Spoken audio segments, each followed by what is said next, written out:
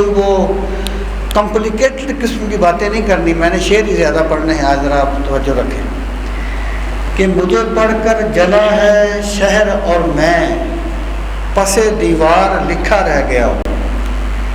جب اقبال نے اسرار خودی لکھی تو شاید جرمن سے یا کسی ملک سے ان کو خط آیا کہ اگر آپ ہمیں اجازت دیں تو ہم اس کا اپنی زبان میں ترجمہ کر لیں، کیونکہ یہ اتنی بڑی کتاب ہے کہ یہ انقلاب برپا کرے گی معاشروں میں۔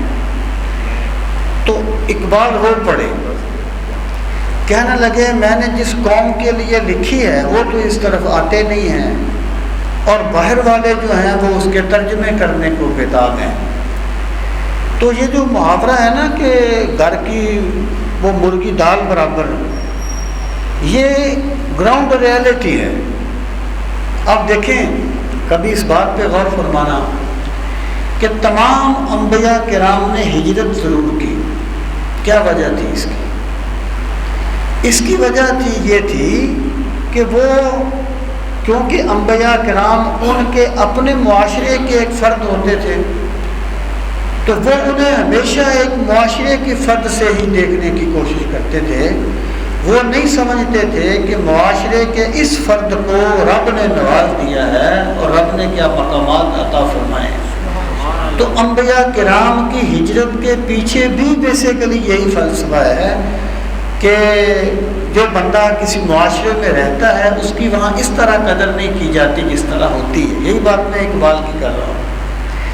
اقبال کی فکر پہ انقلاب آئے ہیں، انقلاب آئے ہیں، اور ابھی سچی بات یہ ہے کہ حضرت ضیاء الامت رحمۃ اللہ تعالیٰ علیہ فرمایا کرتے تھے، فرماتے تھے کبھی ہم ایک بات کو سمجھنے کے لیے سینکڑوں صفحے پڑھ جاتے ہیں لیکن وہ کنسیپٹ کلیئر نہیں ہوتا۔ پھر اقبال کا ایک شعر اس کنسیپٹ کو بدرجہ اولا کلیئر کر دیتا ہے۔ تو اقبال جو ہے نا، دیکھیں الفاظ کی بڑے بڑے مشکل الفاظ جو ہے نا وہ غالب کے شاید اقبال سے بھی مشکل ہے، لیکن غالب نے ملت اسلامیہ اور اسلامی فکر و فلسفہ کو نہیں سمجھا تھا جو اقبال نے سمجھا ہے۔ اس لیے اقبال کے جو وہ خود کہتے ہیں نا کہ میری نوائے پریشان کو شاعری نہ سمجھ کہ میں ہوں محرم راز درون میں خانہ، کہ تم بولی باتوں کو شاعری نہ سمجھو، میرا دل اندر سے جل رہا ہے مسلمانوں کی حالت کو دیکھ کے، میں اس کا اظہار کر رہا ہوں۔ تو اقبال جو ہیں، آپ یوں سمجھیے، انہوں نے ایک جگہ پر لکھا، کہتے ہیں کہ پروردگار عالم گر دلم آئینہ بے جوہر است، بر و حرفم غیر قرآن مضمر است، کہ میرے پروردگار اگر میرا جو دل ہے نا وہ جوہر سے خالی ہے، اور اگر میں نے قرآنی فکر کے خلاف ایک لفظ بھی کہا ہے، ور و حرفم غیر قرآن، ور و حرفم غیر قرآن، اگر میں نے قرآن کی بغیر ایک لفظ بھی میں نے کہا ہے تو میرے مالک پھر مجھے ایک سزا دینا۔ وہ سزا کیا ہے کہ روز معاشر خار و رسوا کن میرا، بے نصیب از بوسائے پا کن میرا، میرے مالک مجھے قیامت کے دن ذلیل کر دینا، مجھے قیامت کے دن رسوا کر دینا، اور مجھے رسول کریم صلی اللہ تعالیٰ علیہ وآلہ وسلم کے قدم مبارک کے بوسہ سے محروم کر دینا اگر میں نے ایک لفظ بھی قرآن کے خلاف کہا۔ سامعین محترم، اس سے آپ سمجھیں، دیکھیں یہ جو الفاظ کے گورکھ دندے ہوتے ہیں نا، یہ اپنی موت آپ مر جاتے ہیں۔ دل سے جو بات نکلتی ہے اثر رکھتی ہے، پر نہیں طاقت پرواز مگر رکھتی ہے رگے ساز میں نہاں صاحب ساز کا لہو، خون دل و جگر سے ہے میری نوا کی پرورش، ہے رگ ساز سے نہاں صاحب ساز کا لہو. یہ اقبال نے جو کچھ کہا ہے نا، یہ لفظوں کے گورکھ دھندے نہیں ہیں، یہ قرآن کی وہ فکر ہے جو اللہ نے اقبال کو عطا کی تھی، اور اقبال نے اسے اپنی شاعری کے انداز میں پیش کیا ہے. دیکھیں جس طرح انسانوں کی عمریں ہوتی ہیں نا، اس طرح کتابوں کی بھی عمریں ہوتی ہیں، معاشروں کی بھی عمریں ہوتی ہیں، قوموں کی بھی عمریں ہوتی ہیں. ٹھیک ہے. اور اللہ تعالیٰ ان کتابوں کو دوام بخشتا ہے، اور دوام نیگیٹو نہیں، پازیٹو. ہم طالب شہرت ہیں، ہمیں ننگ سے کیا کام، بدنام جو ہوں گے تو کیا نام نہیں ہوگا. بری شہرت کو شہرت نہیں کہا جاتا، اس کو رسوائی کہا جاتا ہے. اچھی شہرت کو شہرت کہا جاتا ہے. تو جو کتابیں لوگوں کے لیے نفع بخش ہو جاتی ہیں، وہ کبھی الفاظ کے گورکھ دھندوں سے نہیں ہوتی، وہ کبھی تکلفات سے نہیں ہوتی، وہ کبھی تصنعات سے نہیں ہوتی، وہ اللہ کے ساتھ وابستہ ہو جانے سے ہوتی ہیں. سبحان اللہ. میں ایک بات بڑی امانت داری سے کہا کرتا ہوں کہ فلاں تحریک اگر اپنے جوبن پہ پہنچی ہے تو وہ اس تحریک کے قائد کے فن خطابت کی وجہ سے پہنچی ہے.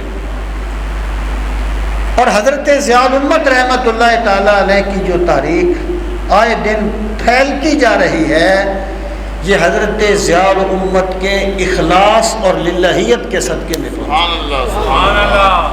اور اخلاص کو کبھی زوال نہیں ہوتا. حضرت امام مالک رحمۃ اللہ تعالیٰ علیہ کے زمانے میں جب آپ موطا لکھ رہے تھے تو ایک اور صاحب تھے، وہ بھی موطا لکھ رہے، وہ بھی اسی نام سے کتاب لکھ رہے تھے، موطا. اب ظاہر ہے جو حدیث پر کتاب لکھ رہے تھے وہ کوئی واعظ تو نہیں تھا، بڑا آدمی تھا. تو کسی بندے نے حضرت امام مالک سے کہا، کہنے لگے حضرت آپ بھی موطا لکھ رہے ہیں اور وہ فلاں صاحب بھی موطا لکھ رہے ہیں، اور ان کی موطا تو آپ کی کتاب سے بہت بڑی ہے، تو آپ کی کتاب تو چھپ جائے گی. امام مالک نے ایک جملہ کہا. امام مالک نے کہا ما کان للہ فبقیا. اللہ، جو کام اللہ کے لیے کیا جائے وہ باقی رہتا ہے. تکلفات ختم ہو جاتے ہیں. اما الزبد فیذهب جفاء واما ما ينفع الناس فيمكث في الارض. تکلفات، تصنعات سب ختم ہو جاتے ہیں، لیکن جس کو میرا رب دوام بخش دیتا ہے وہ کام ہوتا ہے جس میں اخلاص ہوتا ہے، جس میں للہیت ہوتی ہے. سامعین محترم، بات اور طرف نہ پھیل جائے. اب میں آتا ہوں حضرت علامہ اقبال کی فکر اور عظمت حسین پہ. دیکھیں جن لوگوں نے جو ناسبی ہیں اور آج کل تو ایک فیشن بن گیا ہے نا، جو بندہ عظمت صحابہ کی بات کرے اس کو ناسبی کہہ دیتے ہیں، جو بندہ عظمت اہل بیت کی بات کرے اس کو رافضی کہہ دیتے ہیں. حالانکہ نہ صحابہ کی محبت ناسبیت ہے، نہ اہل بیت کی محبت رافضیت ہے. ناسبیت بغض اہل بیت کا نام ہے اور رافضیت بغض صحابہ کا نام ہے. جو ایکچولی ناسبی ہیں، آپ کو شاید یاد ہوگا ایک بندے نے کچھ سال کے لگ بھگ عرصہ ہوا ہے، حضرت امام تقی یا کسی امام کی والدہ ماجدہ کے بارے میں بکواسات کیے تھے. ٹھیک ہے، وہ تھے ناسبی. جس طریقے سے صحابہ کرام کو سب و شتم ادھر سے کیا جاتا ہے نا، اس طریقے سے ناسبی اہل بیت کے بارے میں سب و شتم کرتے ہیں. میں کل بھی جمعے پر بھی میں یہ گفتگو کر رہا تھا کہ اس نے جو کتاب لکھی جو بر صغیر پاک و ہند میں فتنہ ناسبیت کی بنیاد بنی، وہ لوگ بھی اپنی فکر کو تقویت دینے کے لیے اقبال کا کلام ضرور لکھتے ہیں، اگرچہ مطلب وہ نہیں ہوتا جو وہ لیتے ہیں، مطلب وہ نہیں ہوتا، لیکن وہ سمجھتے ہیں کہ اقبال کا کلام آئے گا تو کلام میں جان آئے گی۔ تو اقبال اتنی مسلمہ شخصیت ہے، پاگلوں کو چھوڑ دیں، پاگلوں کا کوئی ہمارے پاس علاج نہیں ہے۔ اقبال اتنی مسلمہ شخصیت ہے کہ جسے دنیا کے فلسفی بھی سلام کرتے ہیں اور ہمارے مشائخ بھی جن کا ذکر احترام سے کرتے ہیں۔ اب یقین جانیں کہ یہ تو اقبال کی نعت ہے، لوح بھی تو قلم بھی تو تیرا وجود الکتاب۔ میں نے کل بیڑا شریف کی میں بھی یہ بات کہی تھی، میں نے کہا تھا کہ اس وقت یہ سوشل میڈیا کا دور نہیں تھا، اور ویسے بھی یہ زمانے کی ایک ریت ہے کہ جدو عشق دا ول سانو آیا سجن پردیسی ہو گیا۔ یہاں پہ بندے کی قدر بھی ذرا بعد میں ہی کی جاتی ہے۔ ایک مرتبہ سردیوں کا موسم تھا، حضرت ضیاء الامت رحمۃ اللہ تعالیٰ علیہ نے عشاء کی نماز پڑھی۔ اس وقت مسجد میں وہ جس کو پرالی کہتے ہیں وہ بچھائی ہوئی تھی، سردیوں میں بچھاتے تھے۔ تو آپ ممبر پر بیٹھ گئے پہلی سیڑھی پر، اور آپ نے اس نعت کی تشریح کی، لوح بھی تو قلم بھی تو کہ تیرا وجود الکتاب۔ کاش اس وقت ہم اس کو سیو کر سکتے، محفوظ کر سکتے۔ تو آپ یقین جانیں آپ نے عظمت رسالت کے وہ گوشے وہاں پر عام سی گفتگو فرما رہے تھے آپ، کاش ہم اسے محفوظ کر لیتے۔ تو میں یہ کہتا ہوں کہ اقبال، میں اللہ تعالیٰ کا شکر ادا کرتے ہوئے عرض کروں گا، میرا ایک دوست ہے، اس نے مجھے کہا کہ اقبال کے نعتیہ کلام کو اکٹھا کر۔ میں نے کہا یار بڑی اچھی بات ہے۔ تو میں نے اقبال کے نعتیہ کلام کو اکٹھا کیا، اردو بھی اور فارسی بھی، اور فارسی جو کلام تھا اس کا ساتھ ترجمہ بھی کر دیا۔ اب یقین جانیں کہ اردو فارسی کی نسبت بہت نیچے ہے۔ اقبال کی اردو جو کلام ہے نا، اس میں فارسی کی نسبت بہت کم ہے، زور بیان اور درد فارسی میں جوبن ہے۔ یعنی بعض ایسی جگہ پر ہم پہنچے کہ سمجھ نہیں آتی تھی کہ یہ بندہ کیا کہہ رہا ہے اور کدھر جا رہا ہے۔ اور آپ یقین جانیے شولہائے او صد ابراہیم سوخت تا چراغ یک محمد برفروخت۔ اس کا ترجمہ میں نے نہیں کیا وہاں پہ، یہاں بھی نہیں کروں گا، لیکن علماء جانتے ہیں کہ اقبال کہاں پہنچا ہے۔ شولہائے او صد ابراہیم سوخت تا چراغ یک محمد برفروخت، یہ اقبال ہے۔ عشق کی جو دولت اسے اللہ نے دی تھی، بس اس نے اسے لازوال کر دیا ہے۔ سامعین محترم، اقبال سیدنا امام حسین رضی اللہ تعالی عنہ، دیکھیں وہ کہتے ہیں نا کہ وہ چوہے کو ایک ہلدی کا ٹکڑا مل گیا تو وہ پنساری بن بیٹھا۔ ان لوگوں کا یہ حال ہے، کوئی کتاب سامنے آ گئی اس کو پڑھ لیا اور پھر کہا بس جو ہمیں سمجھ آ گیا ہے وہ پوری امت کو سمجھ نہیں آیا، وہ ابو حنیفہ کو سمجھ نہیں آیا، وہ مالک شافعی نسبی اور سالمی کو سمجھ نہیں آیا، جو بات ہمیں سمجھ آ گئی۔ اب مجھے بتائیے کہ اقبال نے جس قدر ملت اسلامیہ کی تاریخ کو پڑھا ہے، تو کوئی عام بندہ اس کو سوچ بھی سکتا ہے کہ وہ بندہ کہاں تک گیا ہے، کہاں تک اس نے ملت اسلامیہ کو سمجھا ہے اور ان کے روگ کو تلاش کیا ہے اور ان کے روگ کا حل پیش کیا ہے۔ علامہ اقبال رحمۃ اللہ تعالی علیہ سیدنا امام حسین رضی اللہ تعالی عنہ کا تذکرہ ایک حق کے نمائندہ کے طور پر کرتے ہیں، حق کا نمائندہ۔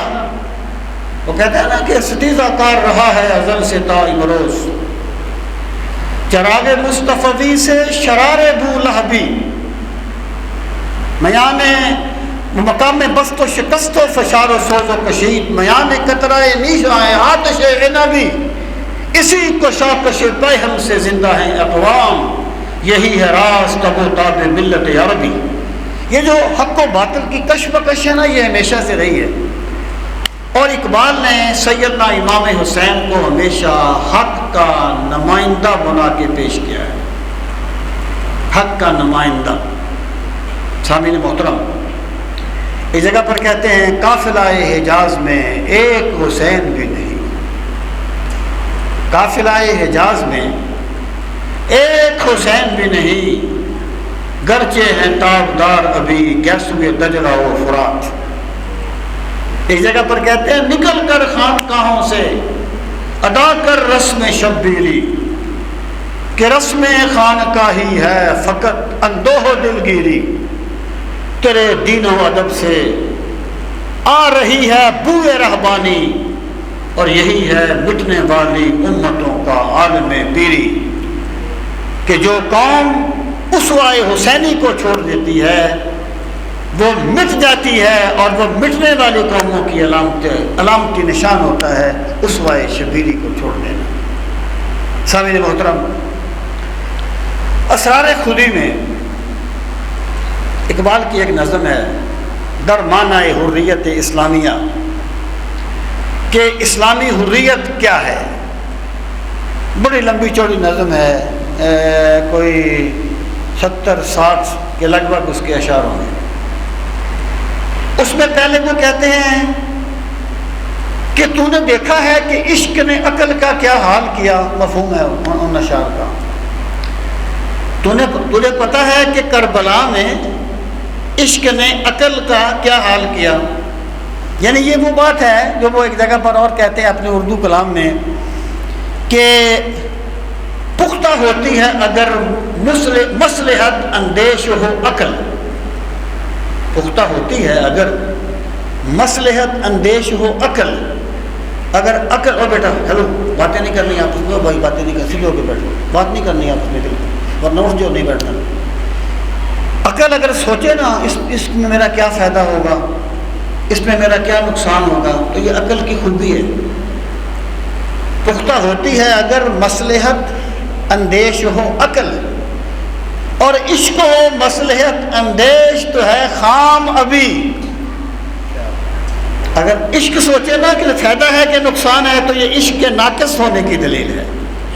پختہ ہوتی ہے اگر مصلحت اندیش ہو عقل، اور عشق ہو مصلحت اندیش تو ہے خام ابھی۔ اور پھر کہا کہ بے خطر کود پڑا آتش نمرود میں عشق، یہ اس پر دلیل ہے۔ بے خطر کود پڑا آتش نمرود میں عشق، اور عقل ہے محو تماشا لبے بام ابھی، یہ ہے اس پر دلیل۔ تو اقبال اس میں کہتے ہیں تم نے دیکھا کہ کربلا میں عقل کا کیا حال کر دیا عشق نے، اور پھر شہدائے کربلا کی طرف اشارہ کرتے ہیں، پھر فرماتے ہیں جو ان کا امام تھا کربلا والوں کا وہ کون تھا؟ امام عاشقاں پورے بطول، امام عاشقاں پورے بطول، سرو آزادے ز بستان رسول۔ وہ جو حسین تھے نا، وہ عاشقوں کے امام ہیں، وہ منافقوں کے امام نہیں ہیں، وہ بدنیتوں کے امام نہیں ہیں، وہ مقربین کے گستاخوں کے امام نہیں ہیں، وہ عاشقوں کے امام ہیں پورے بطول، اور وہ سیدہ زہرا کے لخت جگر ہیں۔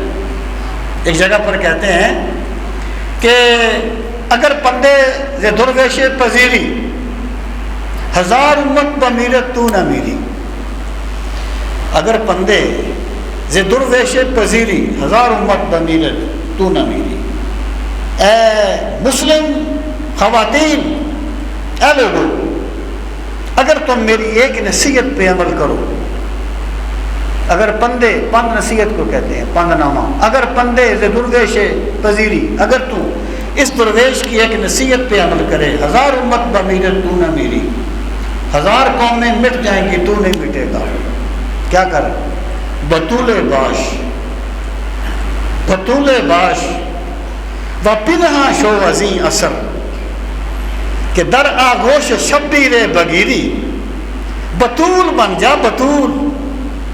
اب بطول تو ایک ہی تھی نا، بطول کی خادمہ بن جا، بطول کے اسوہ کو اپنا لے، پپنہا شو ازیں اثر، اور زمانے کی ہوس بھری نظروں سے بچ جا، بدولے باچو پنہا شو ازیں اثر کے در آغوش شبیر بگیری، شاید اللہ تجھے بھی کوئی حسین کا خادم عطا کر دے، شاید اللہ کو تجھے بھی حسین کی سوچ والا بیٹا عطا کر دے۔ تو جس ماں کے راستے پر چلنے سے، اقبال کہتے ہیں تمہیں کوئی حسین کی سوچ والا بیٹا ملے گا تو جو اس ماں کا اپنا بیٹا حسین ہے اس کی کیا شان ہوگی۔ ہاں امام عاشقاں پورے بدول، سرو آزادے سے بستان رسول۔ پھر فرماتے ہیں یہ حسین ہے کون؟ اللہ اللہ بائے بسم اللہ پدر، مانائے ذبحن عظیم آمد پسر، اللہ اللہ بائے بسم اللہ پدر۔ ایک روایت کا مفہوم ہے، اس کی اسنادی حیثیت جو بھی ہو، لیکن بہرحال وہ ایک حقیقت کو ضرور بیان کرتی ہے کہ اللہ تعالیٰ نے تمام کتابوں کے جو علوم ہیں وہ بیان کر دیے ہیں قرآن مجید میں، تمام آسمانی کتابوں کے۔ اس لیے قرآن کریم کو وہ مہیمنن علیہ کہا گیا ہے، مہیمنن، ان کو محفوظ کرنے والا۔ اور قرآن کریم کے جو علوم ہیں وہ سورہ فاتحہ میں بیان کر دیے گئے۔ یہ تو خیر حدیث پاک میں بھی ہے کہ سورہ فاتحہ کو ام القرآن کہا گیا، ام القرآن، کیونکہ یہ قرآن کریم کے مضامین کا خلاصہ ہے، اسلام کے جو اصول ثلاثہ ہے، توحید، رسالت، آخرت، اس کا سورہ فاتحہ اس کا بیان ہے۔ اور سورہ فاتحہ جو ہے نا، یہ ایسے ہے جیسے محبوب اپنے گھر کے آگے کوئی پہاڑ کھڑا کر دے کہ اس کو کراس کر کے آگے آنا اگر ہمت ہے تو، ورنہ رک جانا پیچھے۔ یہ ایسے ہے سورہ فاتحہ۔ پھر جو سورہ فاتحہ کے علوم ہیں وہ اللہ نے بسم اللہ میں بیان کر دیے ہیں، اور بسم اللہ کے جو علوم ہیں نا وہ بسم اللہ کی با میں بیان کر دیے، اور حسین کا بابا وہ بسم اللہ کی با ہے۔ اب دیکھیں، آپ کہیں گے بسم اللہ کی با میں کیسے؟ میں یہ علماء کے لیے عرض کروں گا، ہمارے جو پرانے علماء تھے نا، وہ جب پڑھنا شروع کرتے تھے نا، وہ بسم اللہ انہوں نے پڑھنا شروع، میں کہا جی بسم اللہ، با جو ہے یہ حرف جارہ ہے، حرف جارہ 17 ہے، اب ان کا یہ عمل ہے۔ اب مجھے بتائیں کہ بات کہاں سے کہاں پہنچ جائے گی؟ تو جس طریقے سے الفاظ کی حقیقت ہے، معنی کی بھی تو حقیقت ہے نا۔ تو اقبال کہتے ہیں کہ اللہ اللہ بائے بسم اللہ پدر، مانائے ذبحن عظیم آمد پسر۔ حسین وہ ہے، ماں باپ کا بڑا اثر ہوتا ہے بیٹے کی تربیت میں، اس لیے تو میرے رب نے مولا علی کی تربیت اپنے نبی کے گھر میں کروائی تھی۔ لوگ تو کہتے ہیں نا مالی حالات ٹھیک نہیں تھے جناب ابو طالب کے، حضرت ابو طالب کے مالی حالات ٹھیک نہیں تھے، وہ تو ظاہر تھا نا۔ میرا رب یہ چاہتا تھا کہ علی کی تربیت نبی کے گھر میں ہو، بڑا اثر ہوتا ہے۔ ما من مولود الا یولد علی الفطرۃ فابواه یحودانہ او یمجسانہ او ینصرانہ۔ تو حسین وہ ہیں جن کی ماں سیدہ زہرا ہیں، جن کے والد گرامی مولا علی ہیں، جو علوم کا جامع ہیں۔ اللہ اللہ بائے بسم اللہ پدر، مانائے ذبحن عظیم آمد پسر۔ پھر فرماتے ہیں کہ بہریاں شہزادہ خیر الملل، دوش ختم المرسلین نعم الجمل، کہ لوگوں حسین کوئی عام بندہ نہیں ہے، حسین وہ ہے بہریاں شہزادہ خیر الملل، بہریاں شہزادہ خیر الامم، دوش ختم المرسلین نعم الجمل، بہریاں شہزادہ خیر الملل، کہ خیر الملل بہترین امت کا جو شہزادہ ہے نا، یعنی حضرت امام حسین، اس کے لیے رسول کریم صلی اللہ تعالیٰ علیہ وآلہ وسلم کے دوش مبارک سواری بن جایا کرتے تھے۔ سبحان اللہ۔ اب دیکھیے، اب ذرا رک جائیے یہاں پہ، یہ جو ہے نا چیز، یہ صرف نواسہ ہونے کے ناطے نہیں ہے، کوئی بندہ کہے جی سرکار کے نواسے ہیں اور نواسے باپ کو بڑے پیارے ہوتے ہیں، نانے کو بڑے پیارے ہوتے ہیں، اور واقعی پیارے ہوتے ہیں،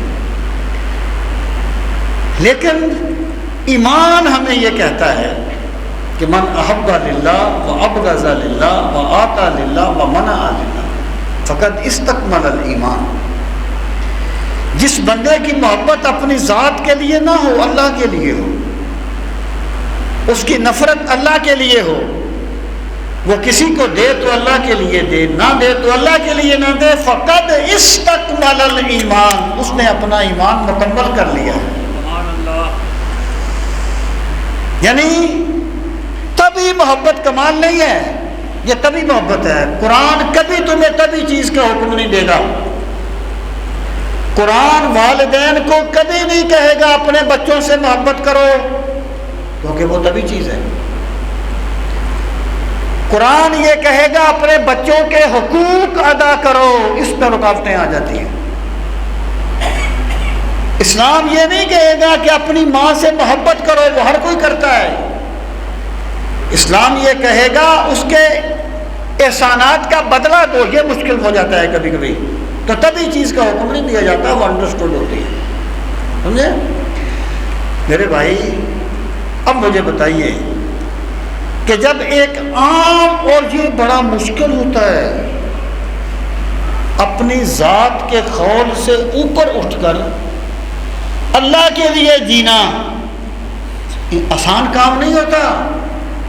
یہ اس کو ہوتا ہے، اس کو ملتا ہے جس میں میرے رب کا خصوصی کرم ہوتا ہے، جس پہ میرے رب کی خصوصی عنایت ہوتی ہے، اس کو یہ چیز ملتی ہے۔ سرکار نے فرمایا نا کہ قیامت کے دن کچھ لوگ ایسے ہوں گے جن کے چہروں پر نور کے تاج ہوں گے، لوگ انہیں دیکھ کے کہیں گے یہ کون لوگ ہیں؟ یہ پیغمبر ہیں؟ یہ کون لوگ ہیں؟ اللہ پاک فرمائے گا یہ وہ لوگ ہیں جو میری وجہ سے ایک دوسرے سے محبت کیا کرتے تھے۔ آدم وہ کوئی ورلا ورلا جنہوں یار نے دید کرائی، یہ اس کو ملتی ہیں چیزیں جس پر اللہ کا بڑا کرم ہو جاتا ہے۔ تو رسول کریم علیہ الصلوۃ والسلام کی جو محبت تھی حضرت امام حسین کے ساتھ، یہ صرف نواسہ ہونے کے ناطے نہیں تھی، جو میرے رب کی بارگاہ میں جو حسین کا مرتبہ تھا نا، یہ اس وجہ سے تھی۔ 100 دان سے فدا تھے کیوں نبی حسین پر، عقدہ کھلا یہ حادثہ کربلا کے بعد۔ تو باریا شہزادہ خیب الملل دوش ختم المرسلین نام الجنم الجمل، پھر فرماتے ہیں درمیان امت کہواں جناب ہم چو حرف کل ہو اللہ در کتاب، کہ جب حضرت امام حسین کا دور آیا تو حسین ایسے تھے جیسے کیواں کا ستارہ ہوتا ہے، یہ بڑا کوئی روشن ستارہ ہے، درمیان امت کیواں جناب، وہ کیواں جناب تھے، ہم چو حرف کل ہو اللہ در کتاب۔ حسین امت میں ایسے تھے جیسے قرآن میں کل ہو اللہ ہے۔ دیکھیں ایک بات اور بھی یاد رکھیں،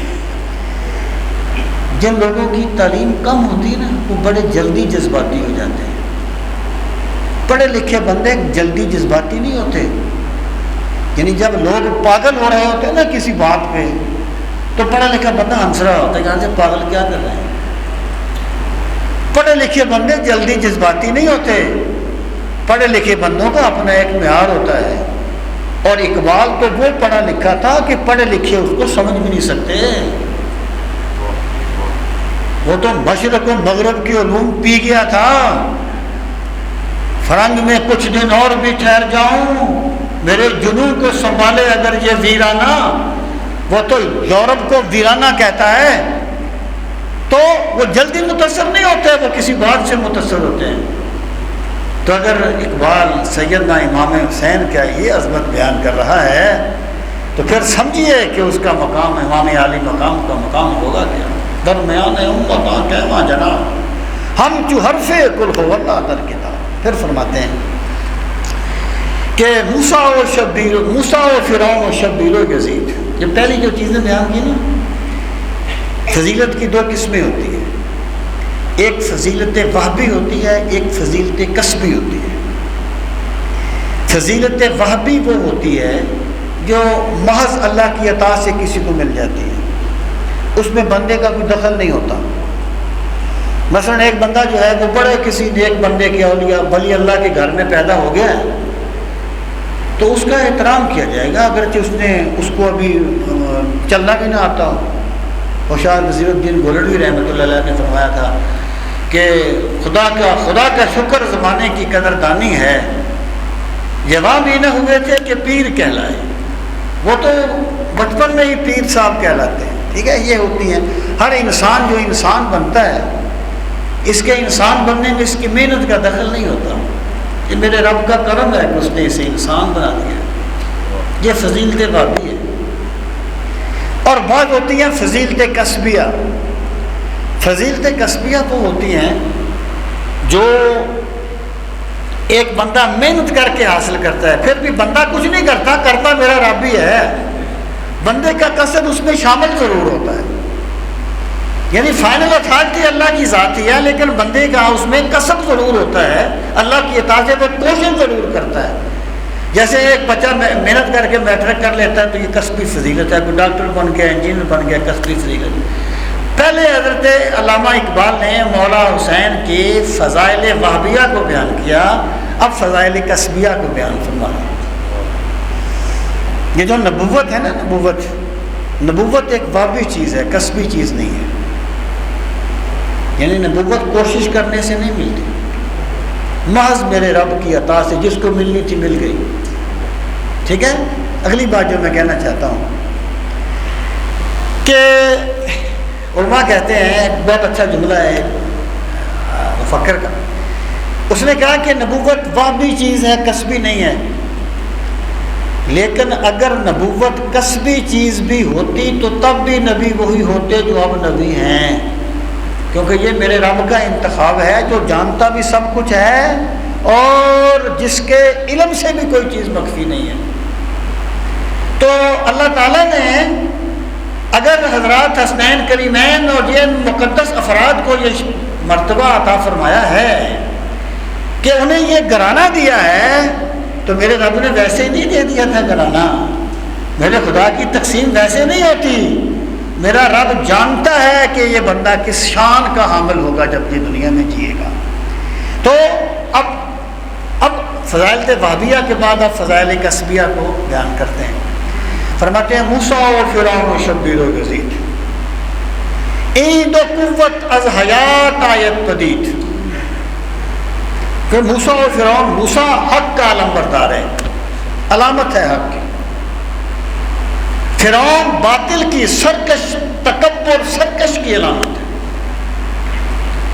موسیٰ و فرعون و شبیر و یزید، شبیر حضرت امام حسین کا ایک اس میں گرامی ہے، شبیر شبر اور مشبر، حسین حسن اور محسن، یزید کہ موسیٰ و فرعون اور شبیر اور یزید، عید و قوت از حیات آیت پدید، یہ حق و باطل کی قوتیں ہمیشہ زندگی میں آمنے سامنے آتی رہتی ہیں، حق اور باطل ہمیشہ آپس میں ٹکراتے رہتے ہیں۔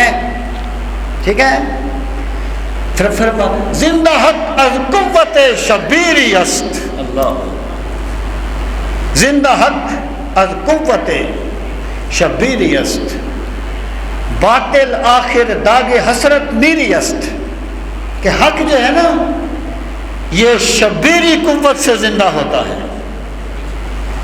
یعنی ہر وہ قوت جو حق کو غالب کرے گی اسے یہ شرف حاصل ہوگا کہ وہ قوت شبیری کہلائے گی۔ یہ ایک علامت بن گیا، قوت شبیری ایک علامت بن گئی، زندہ حق از قوت شبیری است۔ پھر فرماتے ہیں باطل آخر داغ حسرت میری است، کہ جو باطل ہے نا آخر وہ حسرت کی موت مر جاتا ہے، ذلیل و خوار ہو کے مر جاتا ہے۔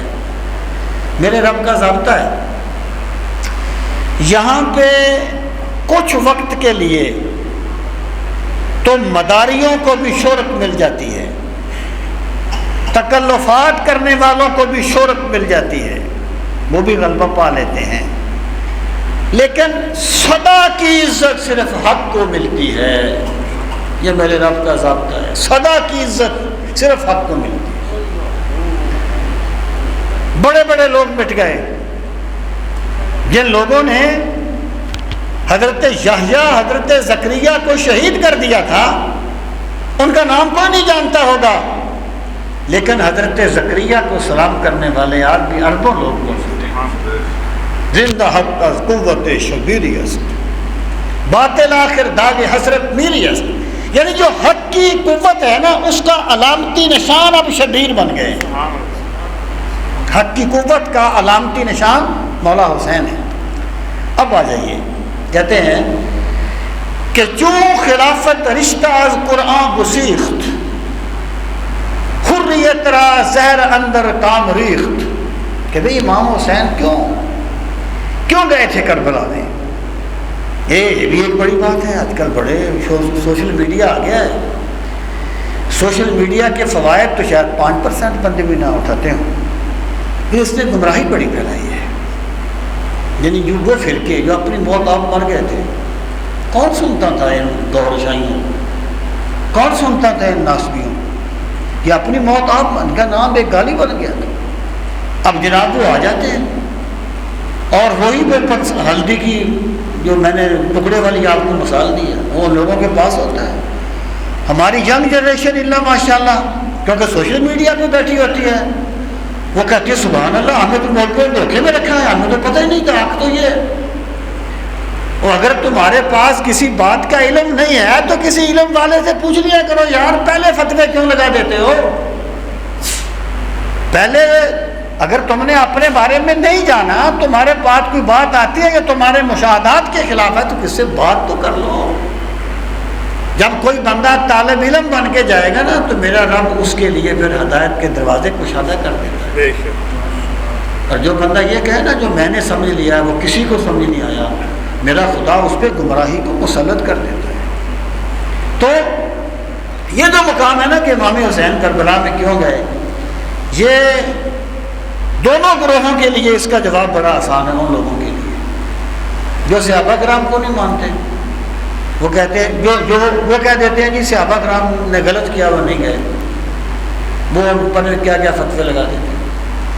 اور جو اہل بیت کو نہیں مانتے، وہ کہتے ہیں اگر بات ایسی تھی، یہ میں کل بھی سن رہا تھا ایک سال، کہ کفر از کعبہ برخیزد کجا مانت مسلمانی، وہ کہتے ہیں اگر حق تھے تو پھر صحابہ ساتھ کیوں نہیں گئے، ان کی یہ نہیں۔ حالانکہ حقیقت یہ ہے کہ اس وقت، اگر میں مختصر بات کروں، کہ اس وقت سیدنا امام حسین رضی اللہ تعالی عنہ نے عزیمت پر عمل کیا تھا، اور جو لوگ نہیں گئے، دیکھیں یہ نہیں کہ صرف صحابہ کرام نہیں گئے تھے، اہل بیت کے بھی بہت سے لوگ نہیں گئے تھے، حضرت زینب کے شوہر بھی نہیں گئے تھے، حضرت محمد بن حنفیہ بھی نہیں گئے تھے، حضرت ابن عباس بھی نہیں گئے تھے۔ یہ نہیں ہے کہ استغفر اللہ انہوں نے کوئی حق کے مقابلے میں باطل کو اختیار کر لیا تھا، نہیں، ایسی بات نہیں تھی۔ کوئی صحابی حضرت امام حسین سے یہ نہیں کہتا تھا کہ یزید کے خلاف مت جائیں، وہ بڑا اچھا ہے، کسی نے یہ نہیں کہا۔ سب کہتے تھے یزید مستحق کے خلافت نہیں ہے، وہ کہتے تھے لیکن حالات اس کی اجازت نہیں دیتے۔ امام حسین کب گئے؟ لما رأى الحسین ان الخروج متعین، ابن خلدون کہتے ہیں جو تاریخ کا تجزیہ کرتا ہے، کہ جب حضرت امام حسین نے دیکھا کہ اب مجھے اتنے لوگوں نے بلا لیا ہے، اب مجھ پہ لازم ہو گیا ہے کہ میں جاؤں، تب حضرت امام حسین گئے۔ تو حضرت امام حسین رضی اللہ تعالیٰ عنہ، اور پھر یہ تو خیر اسباب کی بات ہے نا، حضرت امام حسین کی شہادت کی خبریں تو خود سرکار نے دے دی تھی نا، یہ تو ہونا ہی ہونا تھا نا، یہ تو ایک عالم امر کے معاملات تھے۔ اور سیدنا امام حسین رضی اللہ تعالیٰ عنہ نے جو کچھ کیا، وہ آپ نے عزیمت کا راستہ اختیار کیا ہے۔ اور پہلی ایک بات یہ بھی یاد رکھیں کہ وہ یہ سوشل میڈیا کا دور نہیں تھا کہ پتہ چلتا ہے بندہ وہاں پہنچ گیا، وہاں پہنچ گیا، یہ ہو گیا، وہ ہو گیا۔ اور دوسری بات یہ ہے کہ امام حسین وہاں پر اس طریقے سے نہیں گئے تھے جس طریقے سے بعد میں حالات پیدا ہوئے ہیں۔ امام حسین تو بظاہر ان کی دعوت پر گئے تھے، تو میں یہ کہتا ہوں کہ اس طرح نہیں تھا امام حسین نے کہا نکلو اور لوگوں آؤ، اس طرح کی کوئی بات نہیں تھی۔ اور امام حسین نے کربلا میں جو خطبے دیے، آپ نے کسی صحابی کے بارے میں کچھ کہا کہ وہ کیوں نہیں آیا میرے ساتھ؟ اس کی وجہ یہ تھی کہ صحابہ کرام کا ایک نقطہ نظر تھا، وہ حضرت جب امام حسین جا رہے تھے ان کو حضرت ابن عباس نے روکا، حضرت ابن عمر نے روکا، کیوں؟ حالات ساتھ نہیں دیتے، لیکن وہ امام حسین کو یہ نہیں کہتے تھے کہ آپ کا یہ قدم صحیح نہیں ہے، وہ کہتے تھے حالات اور طرح کے ہیں۔ تو حضرت امام حسین نے جو کچھ کیا وہ عظیمت تھی، اور صحابہ کرام نے جو کچھ کیا، یا اہل بیت کے دیگر افراد نے جو کچھ کیا وہ رخصت تھی، اس لیے ملامت کسی پر بھی نہیں، لیکن حسین کا جو مقام ہے وہ بے مثال مقام۔ اب آ جائیں، اقبال کہتے ہیں کیوں خلافت رشتہ از قرآن گسیخت، جب خلافت کا رشتہ قرآن سے کٹ گیا، حریت را زہر اندر کام ریخت، تو پھر حریت کے گلے میں زہر انڈیل دیا گیا۔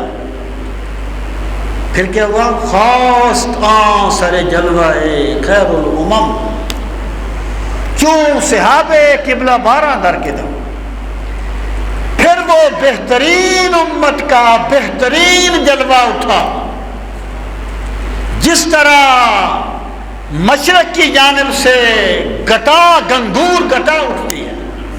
اب یہاں پہ آپ غور کریں، پہلی بات آپ نے کیا کہی کہ جب خلافت کا رشتہ قرآن سے کٹ گیا تو حسین اٹھے۔ اس کا مطلب کیا ہے کہ جب تک خلافت کا رشتہ قرآن سے نہیں اٹھا تھا تو حسین نہیں اٹھے تھے۔ جب تک خلافت کا رشتہ قرآن سے نہیں کٹا تھا حسین نہیں اٹھے تھے، اور جب خلافت کا رشتہ کٹ گیا حسین نہیں بیٹھے۔ تو اہل بیت کا طریقہ کیا ہے کہ جسے حق سمجھتے ہیں، کسی چیز کی پرواہ نہیں کرتے، کسی ملامت کی پرواہ نہیں کرتے، اسے مان لیتے ہیں، اور جسے حق نہیں سمجھتے اس کے مقابلے میں ڈٹ جاتے ہیں، اگرچہ پورا قبیلہ شہید ہو جائے۔ کٹا کر گردنیں بتلا گئے ہیں کربلا والے، کبھی بندے کے آگے جھک نہیں سکتے خدا والے۔ تو اقبال کہتے ہیں پھر اٹھا بہترین امت کا بہترین فرد۔ پھر کہتے ہیں کیا ہوا؟ کہتے ہیں بار حق در خاک و خون غلطی داست، تا بنائے لا الہ گردی داست۔ پھر حضرت امام حسین نے بار حق کے لیے در خاک و خون غلطی داست، وہ خاک اور خون میں لت پت ہو گئے، تا بنائے لا الہ گردی داست، یہاں تک کہ وہ لا الہ کی بنیاد بن گئے۔ اب دیکھیے اس مقام پہ ذرا غور کیجیے۔ لوگ کہتے ہیں، اور اس کو غلط رنگ بھی دیا جاتا ہے۔ دیکھیے میں آپ سے یہ بات میں بہت جگہ پہ عرض کرتا رہتا ہوں کہ اس بات کو ہمیں سمجھ لینا چاہیے کہ اہل بیت کی محبت اس کا نام نہیں ہے کہ آپ اہل بیت کی محبت کے نام پر صحابہ کی توہین کریں یا انبیاء کی توہین کرتے رہیں۔ اور صحابہ کی محبت اس چیز کا نام نہیں ہے کہ آپ صحابہ کی محبت کے نام پہ اہل بیت کی توہین کرتے رہیں۔ وہ جو امام شافعی کا شعر ہے نا، لو کان الرفض حب آل محمد فلیشهد الثقلان انما انا رافضی، اگرچہ یہ شعر ثابت ہے یا نہیں ہے وہ الگ بات ہے، مجھے تو نہیں کبھی ملا، میں نے دیوان پورا اس کے لیے دیکھا، لیکن جو لوگ کہتے ہیں کہ یہ شعر ہے وہ اس سے اگلا شعر بھی پڑھتے ہیں کہ لو کان النسب حب اصحاب محمد فلیشهد الثقلان انما انا ناصبی، کہ اگر اہل بیت کی محبت رفض ہے تو پھر لوگوں میں رفض میں رافضی ہوں، لیکن چونکہ میں رافضی نہیں ہوں اس لیے محبت اہل بیت کا نام رافضیت نہیں ہے۔ اور اگر صحابہ کرام کی محبت نسب ہے تو میں ناسبی ہوں، چونکہ میں ناسبی نہیں ہوں اس لیے صحابہ کرام کی محبت کا نام ناسبیت نہیں ہے۔ اگر یہ شعر ہیں تو ایسے ہیں۔ اب میں جو عرض کر رہا تھا یہ وہی بات ہے جو خواجہ اجمیری کے نام سے مشہور ہے، شاہ است حسین بادشاہ است حسین۔ اس ربائی کی چلو وہ میں تشریح نہیں کرتا، وقت کم ہے۔ ایک کو میں نے سنا، وہ کہتا تھا دیکھو خواجہ اجمیری کہتے ہیں کہ دین است حسین، دین پناہ است حسین، دین حسین ہے۔ وہ کہتا ہے انبیاء دین نہیں ہیں، دین والے ہیں، اور حسین دین ہے۔ میں نے کہا لاکھ کی لعنت ہے تیری یہ سوچ پر، تو یہ سمجھتا ہے کہ جب تک انبیاء کی توہین نہیں کرے گا تو امام حسین کی عظمت بیان نہیں ہوگی۔ امام حسین تیری اس بات پہ پھٹکار بھیجیں گے اگر تو ان کے پاس موجود۔ امام حسین کے دین ہونے کا یہ مطلب نہیں ہے کہ بندہ یہ کہے کہ انبیاء دین والے تھے اور امام حسین۔ ذرا بات کو سمجھیں تو صحیح۔ جو لوگ یہ کہتے ہیں، پہلے ذرا اللہ سبیل تنزل ایک اور بات کی طرف آ جائیں۔ وہ کہتے ہیں دیکھو کہ تم کہہ دیتے ہو کہ حسین دین ہے، یہ کیا بات ہے؟ وہ بھی اسی ڈگر پہ چلتے ہیں، جس ڈگر پہ یہ چلتے ہیں نا وہ بھی اسی ڈگر پہ چلتے ہیں۔ وہ کہتے ہیں صحابہ دین والے ہیں اور حسین دین ہے، یا ابوبکر دین والے ہیں اور جو بھی اپنی، تو کسی کو یہ کہنا صحیح نہیں ہے۔ لیکن دوسری بات کیا ہے؟ وہ کہتے ہیں ان کی ایک ربائی ہے کہ شاہ است غنی بادشاہ است غنی، دین است غنی دی پناہ است غنی، سر داد نہ داد دست در دست یہود، حقا کے بنائے لا الہ است غنی۔ ہم حضرت عثمان غنی کی عظمت کو سلام کرتے ہیں۔ سرکار کے دوری دامادی کا انہیں شرف ملا ہے، سرکار نے انہیں جنت کی بشارت دی ہے 10 مبشرہ میں سے۔ لیکن میرا سوال یہ ہے کہ جو بات حضرت امام حسین کے بارے میں باعث اعتراض تھی وہ بات حضرت عثمان غنی کے بارے میں باعث اعتراض کیوں نہیں ہے؟ جس سطح پہ جا کے آپ بات کرتے ہیں وہ تو وہی بات ہے کہ دی شاہ است غنی بادشاہ است غنی، دی است غنی دین پناہ است غنی، سرداد نہ داد دست در دست یہود، حقا کے بنائے لا الہ است غنی۔ پھر یہ بھی تو وہی بات ہے میرے بھائی۔ بات یہ ہے دیکھیں ہمیں کلام کے اسلوب کو سمجھنا چاہیے۔ یہ اس سے نا، اور پھر ایک بات یہ بھی ہے کہ جو کسی بھی زبان کا جو ذوق ہوتا ہے نا وہ ایک خاص ماحول میں جا کے بندے کو ملتا ہے، الفاظ نہیں دیکھے جاتے۔ ایک چیز کو بیان کیا کرنے کا ایک اسلوب ہوتا ہے، الفاظ اور ہوتے ہیں، وہ اسلوب ہوتا ہے، اس کو اس اسلوب میں سمجھنا چاہیے۔ میں اس بندے کی عقل پہ کیا کہوں؟ اقبال کی ایک نظم ہے جس میں وہ کہتا ہے کہ کوثر و تسلیم کی موجوں کو شرماتی ہوئی، وہ کہتا ہے دیکھو حوض کوثر کی توہین کر دی۔ او خدا کے بندے، حوض کوثر کی توہین کیسے کر دی ہے؟ حوض کوثر تو ایک جنت کا معاملہ ہے، یہ تو ایک تشبیہ ہے، ایک اسلوب ہے کسی چیز کو بیان کرنے کا۔ الفاظ اور ہوتے ہیں، اس کی حقیقت پر غور کرنا چاہیے۔ اب دیکھیے اقبال نے ایک اور مقام پر کہا، پھر میں اس کی وضاحت کرتا ہوں۔ انہوں نے کہا کہ کس نہ گردت در جہاں محتاج کس، یعنی دین کیا ہے، دین کی روح کیا ہے؟ کہتے ہیں کس نہ گردت در جہاں محتاج کس، نقطہ شرع مبین است و بس،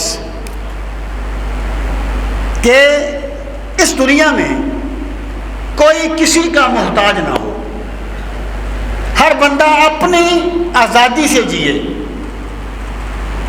اپنی فکر سے جیے، کوئی کسی سے ڈر کے کوئی فکر نہ اپنائے۔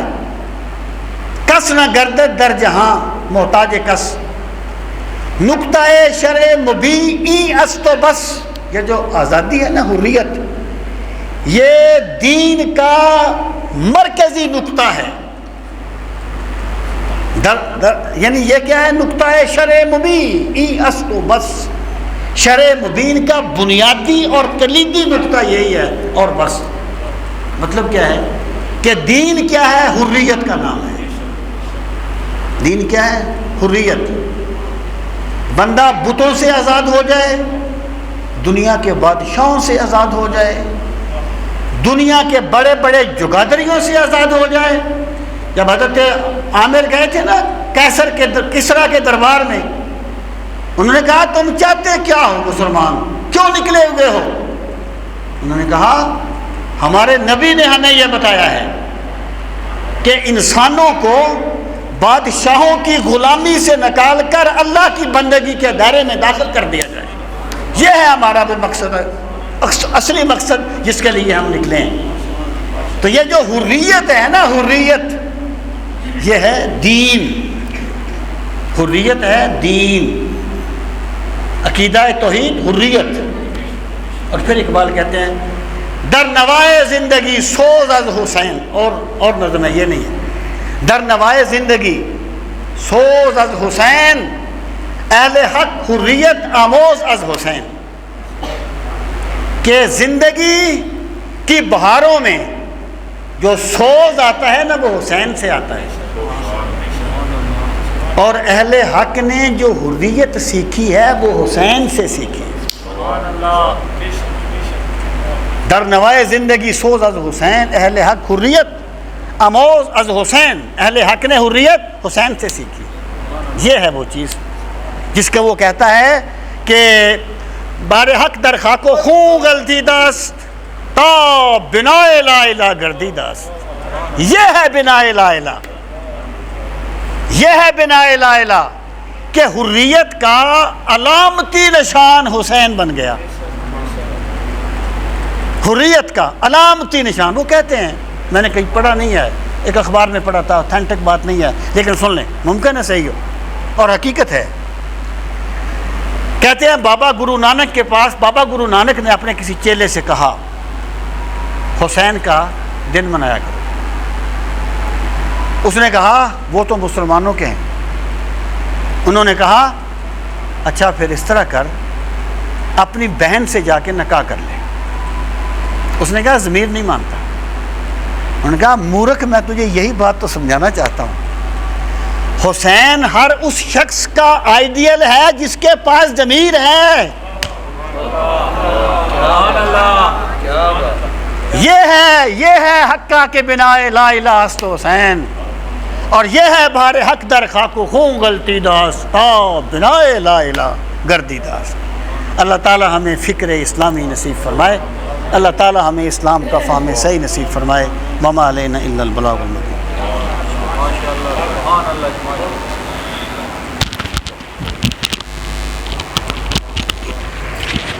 آج کی ہماری بزم میں الکرم فرینڈز کے ہمارے سرپرست حضرت علامہ پیر عبدالرحمن شاہ صاحب الازہری